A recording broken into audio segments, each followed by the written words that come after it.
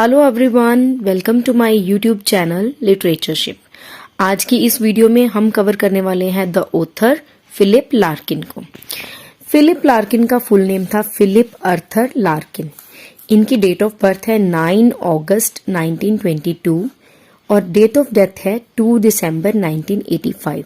Coventry England में इनका birth हुआ था। किंगस्टन इंग्लैंड में इनकी डेथ हुई थी। इनकी डेथ का जो रीजन था वो था कैंसर। ये एक English poet, novelist and librarian, jazz critic ये रह चुके हैं। इनका जो पेन नेम है, जिसको हम स्यूडोनिम भी बोलते हैं, वो है ब्रूनेट कॉलमैन। 1955 में इनको पोएट लॉरेट की पोजीशन के लिए ऑफर किया गया था, बट इन्होंने डिक्लाइन कर दिया था। इनके नोटेबल वर्क्स हैं द विटसन वेडिंग्स, जो कि 1964 में इनका वर्क आया है। हाई विंडोज 1974 में आया है। He is called the poet of the movement along with Elizabeth Jennings and John Wayne।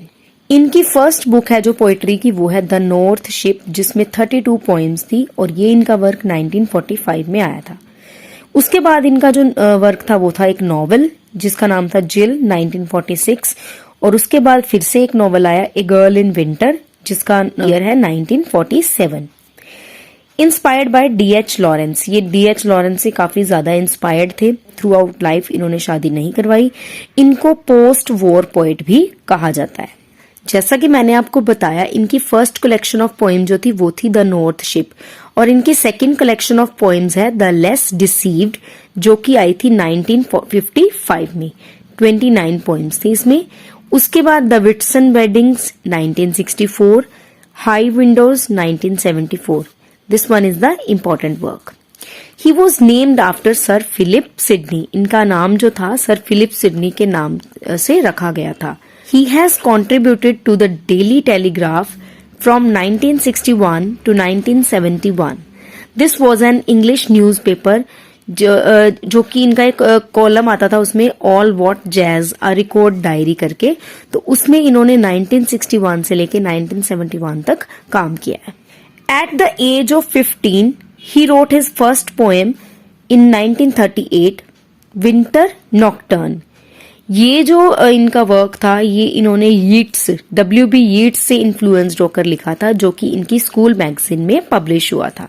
Next इनका वर्क है द विटसन वेडिंग्स। 1964 में इनका वर्क आया था। इसमें जो पोएट है एक लॉन्ग जर्नी पर है, ठीक है। हल से वो लंदन तक एक लॉन्ग जर्नी पर है। वो उसने जो भी रास्ते में जो चीजें देखी, द साइट्स, द साउंड्स, वो सारी चीजें जो है उनका रिकॉर्ड इसमें लिखा है।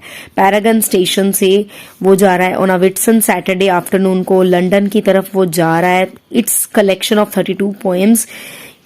ये ऑटोबायोग्राफिकल एलिमेंट को डिस्क्राइब करती है, the sites and sounds that the poet so in his journey from हल टू लंदन। इन सब चीजों के बारे में विटसन वेडिंग्स के बीच में लिखा हुआ है।